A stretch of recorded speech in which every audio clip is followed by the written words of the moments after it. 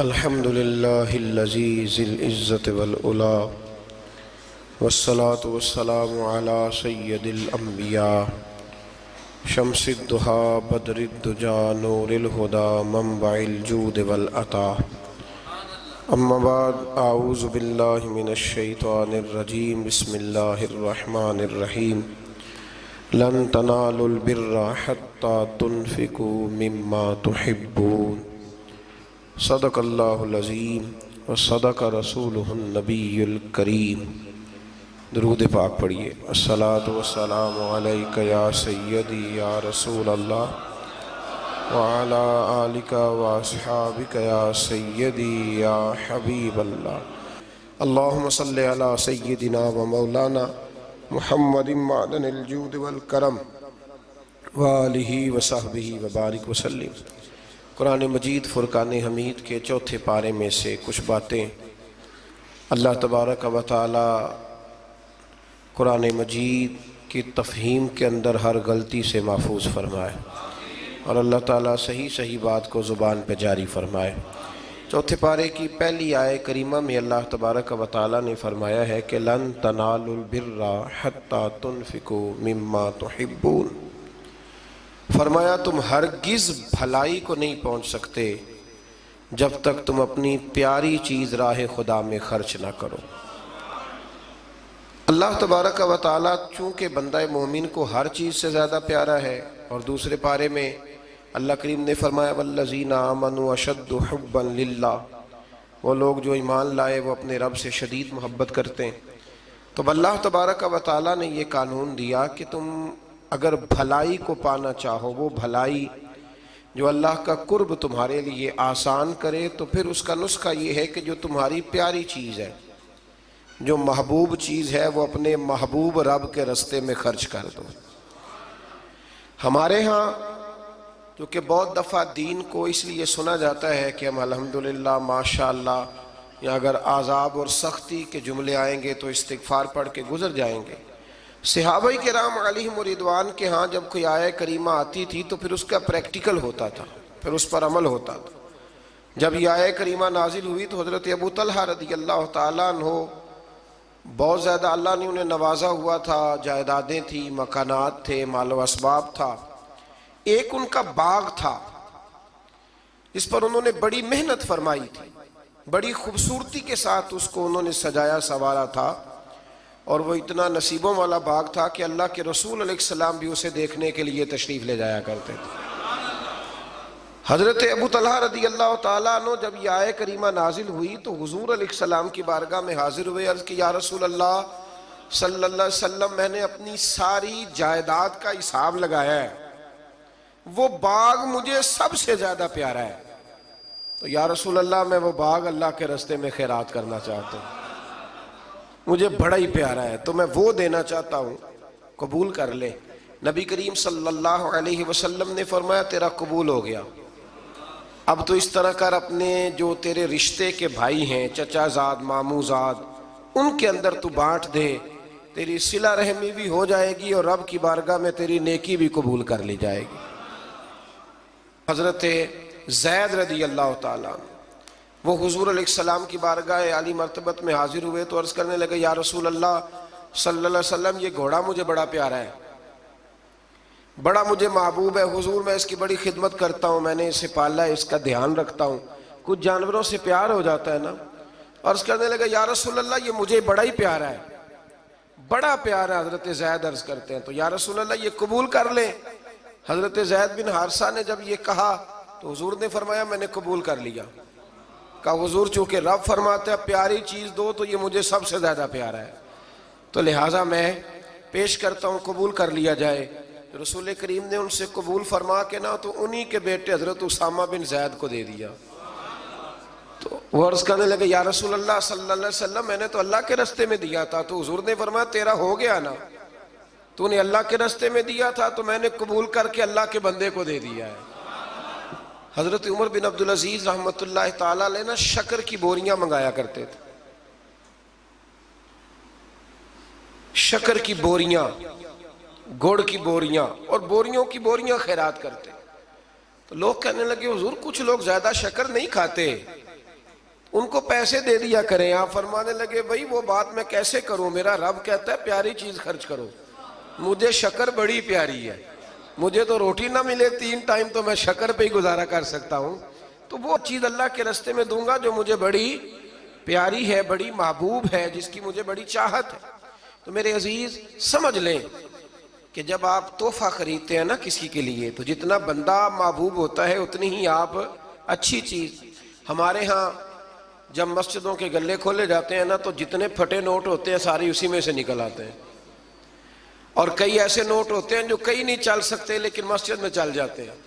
اب کوئی منع کر سکتا ہے؟ پیاری چیز خرچ کریں اللہ کے راستے میں, محبوب چیز خرچ کریں. یہ پہلا سبق دیا چوتھے پارے کی ابتدا میں اللہ کریم. دیکھیں نا رسول پاک کو حضرت امیر حمزہ بڑے ہی محبوب تھے, حضور کو حضرت عمر بڑے ہی محبوب تھے, جناب عثمان غنی بڑے ہی محبوب تھے, حضرت ابو بکر صدیق بڑے ہی محبوب تھے, مولا علی شیر خدا بڑے ہی محبوب تھے, حضور کو امام حسن اور امام حسین بڑے ہی محبوب تھے. یہ بڑے محبوب تھے اور میرے رسول نے سارے اللہ کے راستے میں دے دیے. ان لوگوں کو شہادت کا درجہ مل گیا. محبوب چیز خرچ کریں. اس سے آگے جو آیات ہے اس میں اللہ کریم نے فرمایا ہے, مفہوم یہ ہے آیت کا, تفسیری مفہوم, کہ رب جب کسی پر کوئی چیز حرام کرے گا تو تب کوئی چیز حرام ہوگی. اگر اپنی مرضی سے کوئی شخص کسی چیز کو استعمال نہیں کرتا تو اس کا معنی یہ نہیں کہ وہ چیز حرام ہو گئی. ہوا یہ تھا کہ حضرت یعقوب علیہ السلام اونٹ کا گوشت نہیں کھاتے تھے, اونٹنی کا دودھ نہیں پیتے تھے, اپنی طبیعت کے لحاظ سے استعمال نہیں کرتے تھے. تو بنی اسرائیل والوں نے یہ کہنا شروع کر دیا کہ دیکھیں پرانی امتوں میں یہ نہیں تھا, تو حضور علیہ السلام کی قوم یہ کیوں استعمال کرتی ہے. تو اللہ کریم نے سورہ آل عمران میں اور چوتھے پارے میں وضاحت کر دی کہ کوئی اگر اپنی مرضی سے کوئی چیز استعمال نہیں کرتا تو اس کا مطلب یہ تو نہیں کہ وہ چیز حرام ہو جاتی.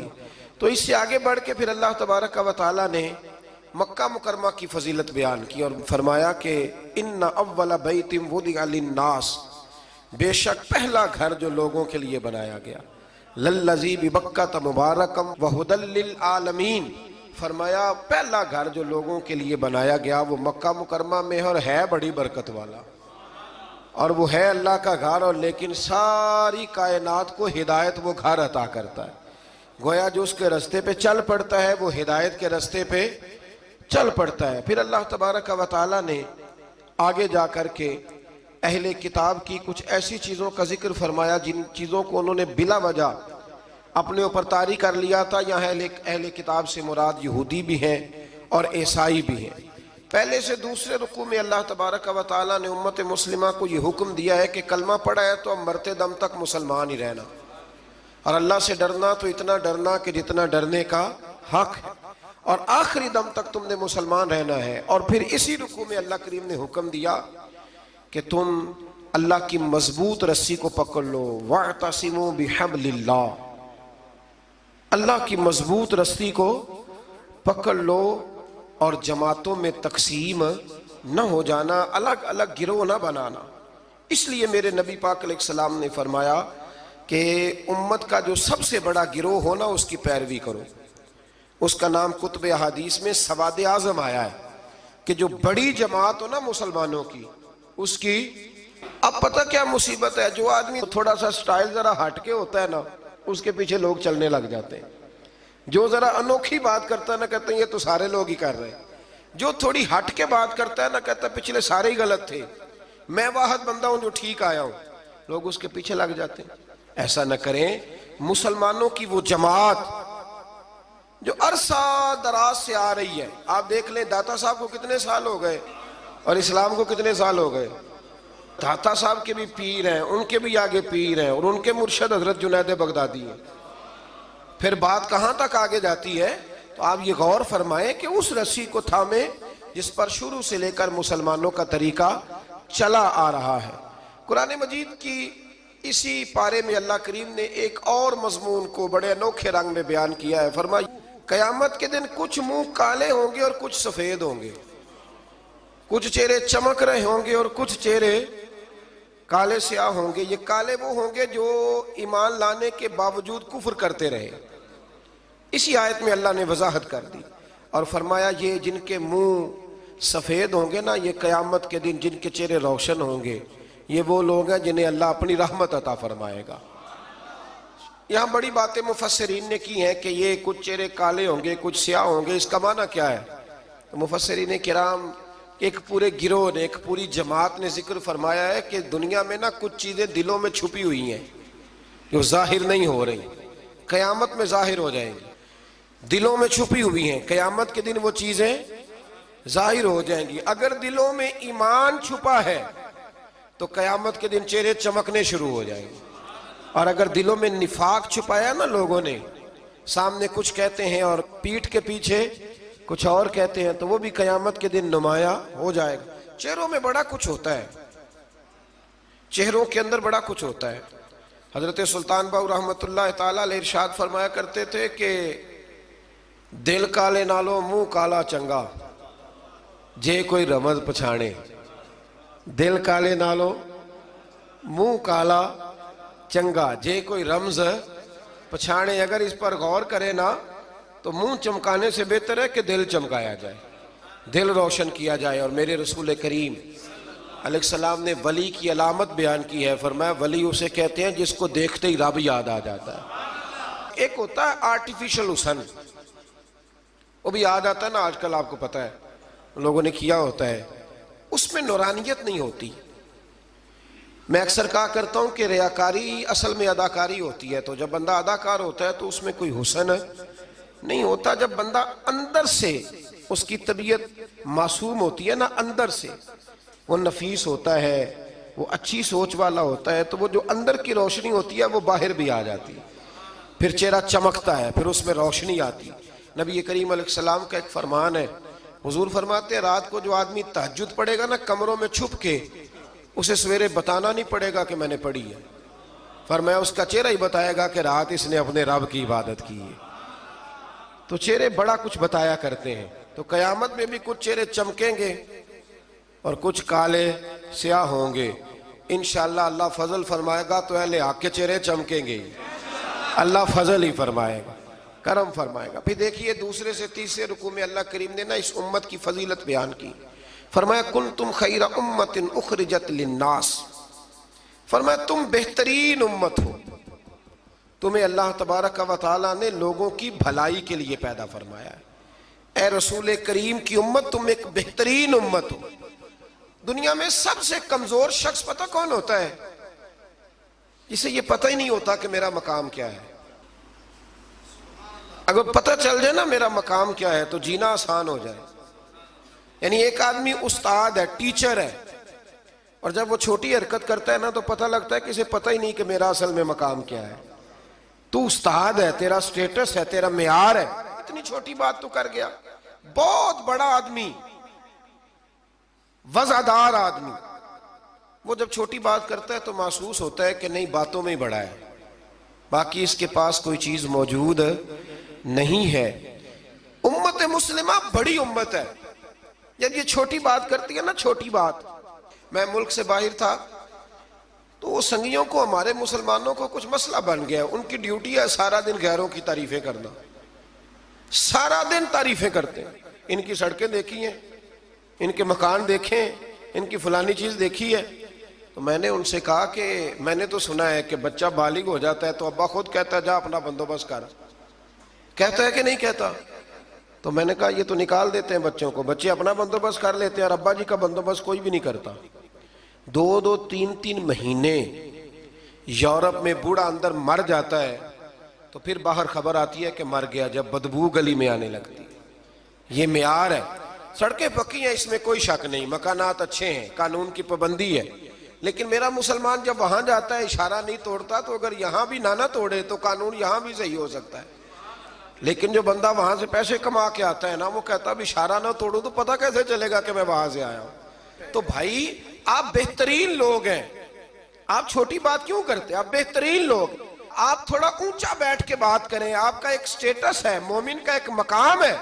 میرے نبی کریم صلی اللہ علیہ، رسول کریم علیہ السلام بیت اللہ شریف میں کھڑے تھے، کعبہ معظمہ کے سامنے۔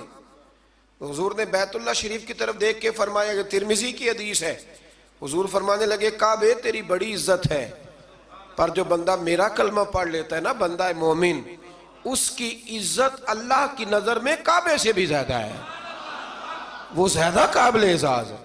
اب اس کو سمجھنا چاہیے نا کہ جس نے حضور کا کلمہ پڑھا اس کا ایک اعزاز ہے، یہ چھوٹی بات نہیں کر سکتا۔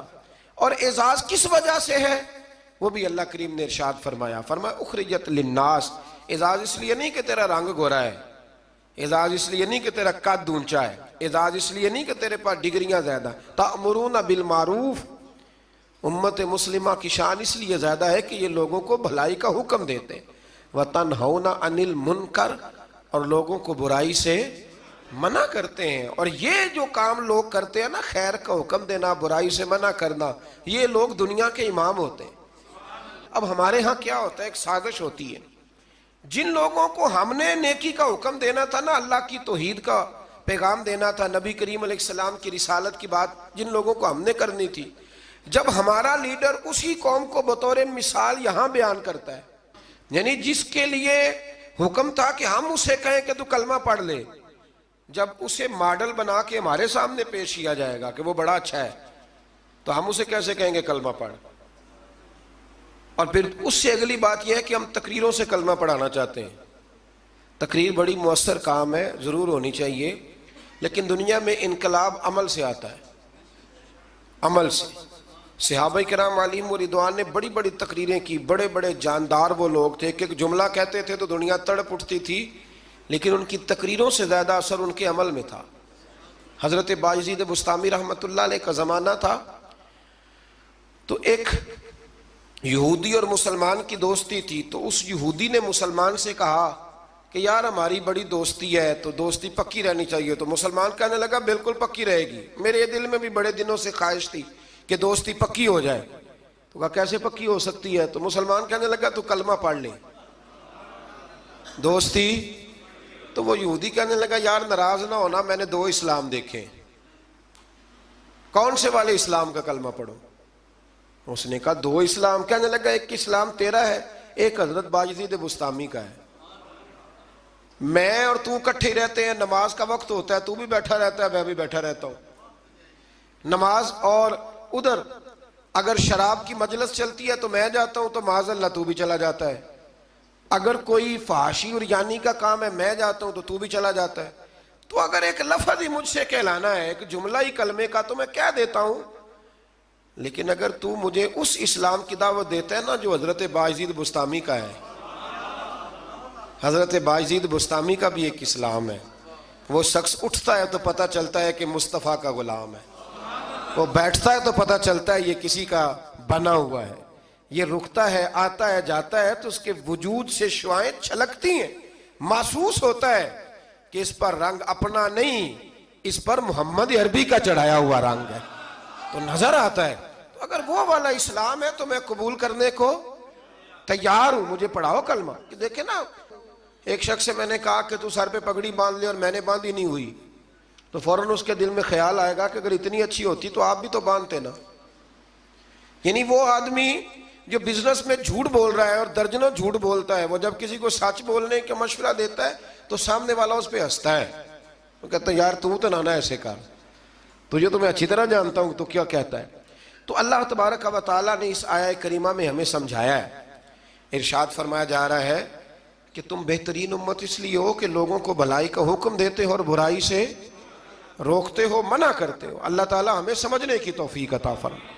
اگلے رکوع میں اللہ تبارک و تعالیٰ نے ارشاد فرمایا کہ بے شک جن لوگوں نے کفر کیا ہے نا، قیامت کے دن اپنا سارا مال دے کے، اپنی ساری جائیداد دے کے بھی اگر وہ جان چھڑانا چاہیں گے تو ان کی جان چھوٹے گی، وہ دوزخی ہیں تو دوزخ میں ہمیشہ ہی رہیں گے، دنیا کا مال قیامت کے دن کام نہیں آئے گا۔ تو بالکل اس سے متصل اللہ کریم نے پھر حکم دیا کہ کوئی چیز کام آنی ہے تو ابھی سے خرچ کر لو اللہ کے راستے میں۔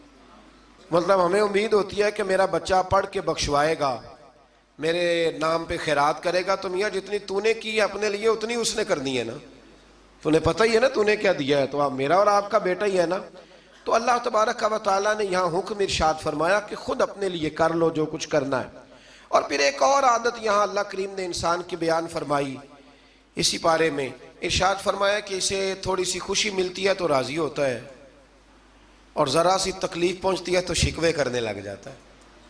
میں اکثر کہا کرتا ہوں کہ جو نعمتیں بن مانگے مل گئی ان کا شکریہ کوئی نہیں، اور جو نہیں نہ ملی ہوئی اس کا رونا ہے.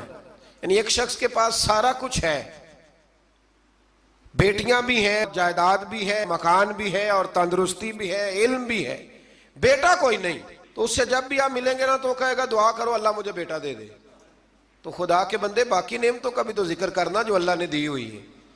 میں کہا کرتا ہوں کہ 360 ہڈیاں وجود میں ہیں، تو جس کا گھٹنا درد کرتا ہے نا آپ اس سے پوچھیں نا کیا حال ہے تو 359 کا ذکر نہیں کرتا، وہ جو 60ویں درد کرتی ہے اسی کا نام لیتا ہے، کہتا ہے یہ گھٹنا ٹھیک ہو جائے تو باقی ساری خیر ہے. تو اللہ فرماتے ہیں ذرا تکلیف دیں تو یہ شکوے کرنے لگتا ہے. زندگی اپنے رب کے حوالے کر دیں، سکھی ہو جائیں گے. آپ یقین کریں ویسے بھی جان اسی کی ہے، اسی کی ہے. ہم تو اپنی مرضی سے مر بھی نہیں نہ سکتے، اپنی مرضی سے مرے تو خودکشی حرام ہے، اس کی مرضی سے مرے تو وہ شہادت کا درجہ عطا کر دیتا ہے. وہ کہتے تم مار ہی نہیں سکتے چونکہ مرے جو میری مرضی سے ہو، لہٰذا اس کے سپرد کر دیں. آگے اللہ تبارک و تعالیٰ نے نا جنگ احد میں مسلمانوں کے ساتھ جو معاملہ پیش آیا نا، بظاہر مسلمان تھوڑا سا پیچھے ہٹے، کفر کو وقتی طور پر غلبہ ملا. یہ ذرا تھوڑے تھوڑے مسلمانوں کے حالات خراب ہوتے ہیں تو لوگ پریشان ہو، شاید یہ ہمیشہ کے لیے. ایسا نہیں ہے، بلکہ جہاں بھی آپ پیچھے جاتے ہیں نا، جو آدمی پیچھے جایا کرتا ہے نا وہ تیز دوڑنے کے لیے جایا کرتا ہے. جب وہ پیچھے جاتا ہے تو اس کا مطلب ہے اب تیز دوڑ کے آئے گا، یہ یاد رکھیں. اور جب آپ سمجھیں نا کہ گھٹن زیادہ ہو گئی ہے تو پھر سمجھ لیں اب آندھی بھی تیز ہی آئے گی. یہ اصول ہے. اگر کبھی آزمائش زیادہ آتی ہے تو پھر اللہ آسانی بھی زیادہ عطا فرماتا ہے.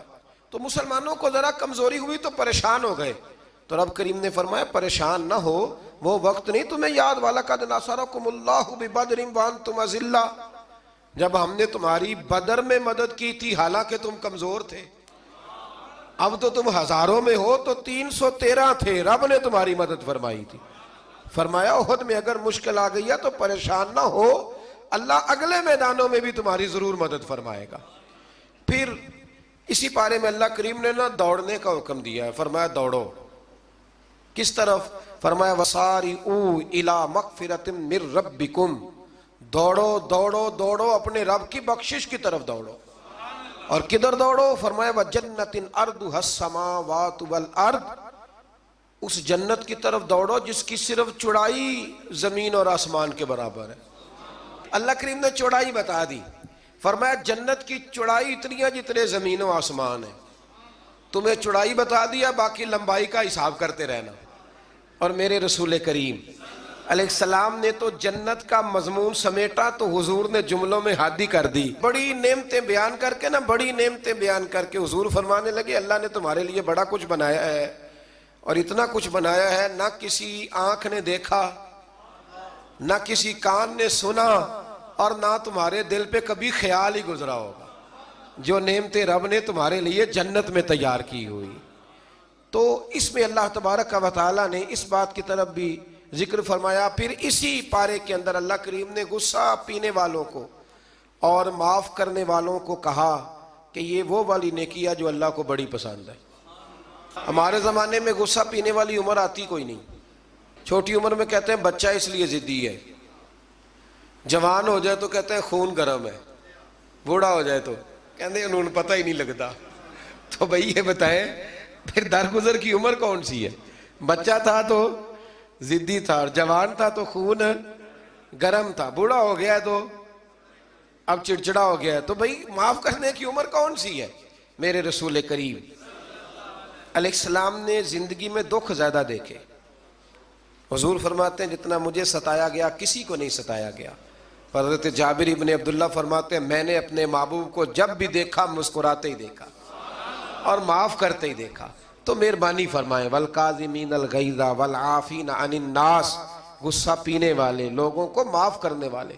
واللہ یحب المحسنین، فرمایا یہ وہ نیکوکار ہے جن سے اللہ محبت فرماتا ہے.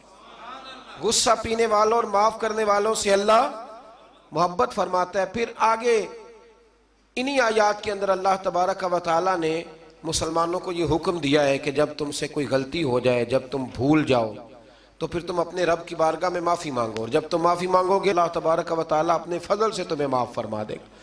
پھر اللہ تبارک و تعالیٰ نے بڑی شرح و بسط کے ساتھ اس بات کا ذکر فرمایا، تفصیل کے ساتھ۔ احد کے اندر جب لوگ پریشان ہوئے تھے تو وہ شدید آزمائش کا شکار تھے، تو مالک کریم نے انہیں تسلی دی، فرمایا یہ تمہاری آزمائش وقتی ہے، آنے والے وقت میں اللہ تمہیں کامیابیاں ہی عطا فرمائے گا۔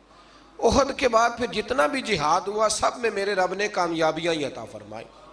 پھر اسی پارے میں اللہ تبارک و تعالیٰ نے آیت نمبر 159 کے اندر رب کریم نے نبی کریم علیہ السلام کی سیرت کا ایک خاص پہلو بیان فرمایا ہے، حضور کی سیرت کا، زندگی کا ایک خاص عنصر بیان کیا، اور اللہ کریم نے فرمایا محبوب اللہ کی کیسی رحمت ہوئی کہ آپ اپنے غلاموں کے لیے نرم دل ہو گئے۔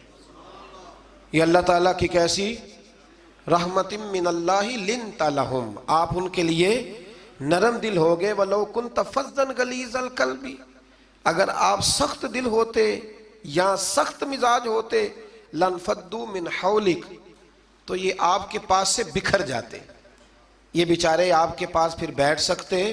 یہ سخت مزاج جو آدمی ہوتا ہے اس کے پاس لوگوں کا جمع غفیر نہیں ہوتا، اس کے پاس سے لوگ ٹوٹنے لگ جاتے۔ اچھا وہ اور چکر میں پڑ جاتا، کہتا دیکھا میرا روب، کوئی میرے پاس نہیں بیٹھتا، کسی کی جرت ہے میرے پاس بیٹھے؟ میں نے کہا روب نہیں جناب، آپ مان کیوں نہیں لیتے کہ آپ اخلاقی طور پہ بڑے کمزور ہیں؟ آپ کے اپنے بچے بھی، میں ابا جی کو جانتا ہوں، کئیوں کو جو گھر جاتے ہیں تو بچے چھپتے ہیں اور تسبیح پڑھتے ہیں کہ ابا جی واپس کب جائیں گے گھر سے۔ تو یہ کوئی معیار ہے؟ رسول کریم صلی اللہ تعالیٰ علیہ وسلم کی طبیعت کے اندر وہ خاصیت تھی کہ ہر چھوٹا بڑا میرے محبوب کی بارگاہ میں جا کے اپنا دکھڑا سنا لیا کرتا۔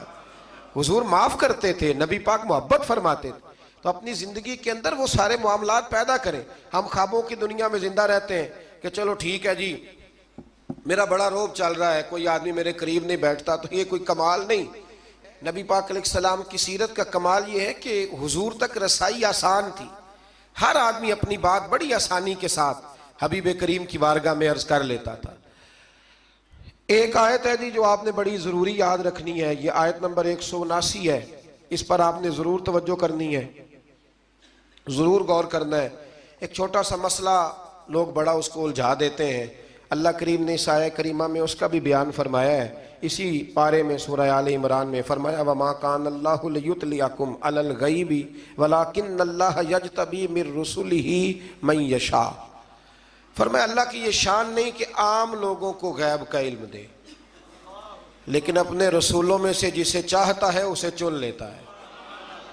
عام لوگوں کو اللہ اپنے غیب پر مطلع کرتا، لیکن اپنے رسولوں میں سے جسے چاہتا ہے اسے، یہ سورہ آل عمران ہے، کوئی کسی تفسیر میں آپ نہ جائیں، سادہ ترجمہ کسی کا کیا ہوا پڑھ لیں، عام لوگوں کو اللہ غیب پر اطلاع دیتا نہیں، لیکن اپنے رسولوں میں سے جس کو چاہتا ہے اسے چن لیتا ہے۔ حضرت عمر فاروق فرماتے ہیں رسول کریم کے علم پر کچھ منافقین نے اعتراض کیا کہ ہم پیچھے نمازیں پڑھتے ہیں انہیں ہمارا علم نہیں، تو کہتے ہیں نبی کریم منبر پر بیٹھے فجر کے بعد، تو فرمایا پوچھو کیا پوچھنا ہے۔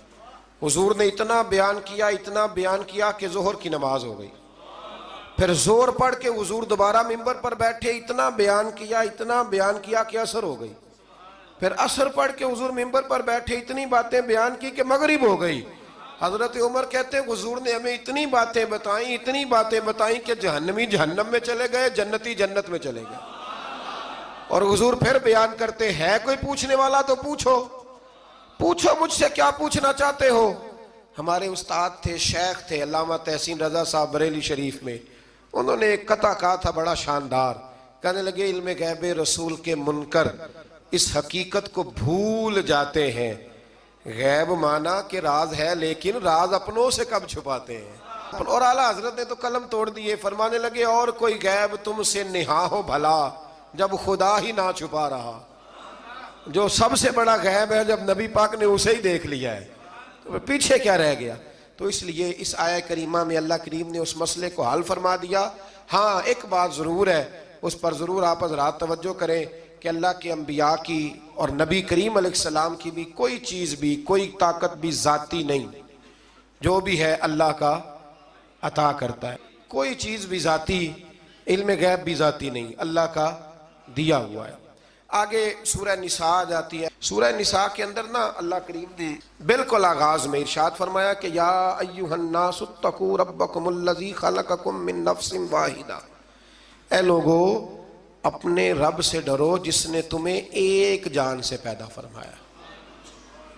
ایک بہت بڑے پیر صاحب کے صاحبزادے نے نا ایک شخص سے کہا کہ میرا ذرا خیال کرنا، میں فلاں بزرگ کا صاحبزادہ ہوں۔ تو آدمی کہنے لگا تو بھی ذرا خیال کرنا، میں بھی نبی کا صاحبزادہ ہوں۔ اس نے کہا تو کس نبی کا؟ کہنے لگے حضرت آدم علیہ السلام کا۔ تو چپ کر کے کہنے لگا بات تیری ٹھیک ہے، کیونکہ سارے حضرت آدم کی اولاد ہیں۔ یہ جو قبائل بنائے جاتے ہیں نا، قبیلے، یہ تعارف کے لیے بنائے جاتے ہیں، صرف تعارف کے لیے کہ پتہ چل جائے اس کا فلاں قبیلے سے تعلق ہے، اس کا۔ اور برادریوں میں بھی جو قبیلے ہوتے تھے وہ ایک برادری کی بھی مختلف شاخیں ہوتی تھیں، مختلف شاخیں۔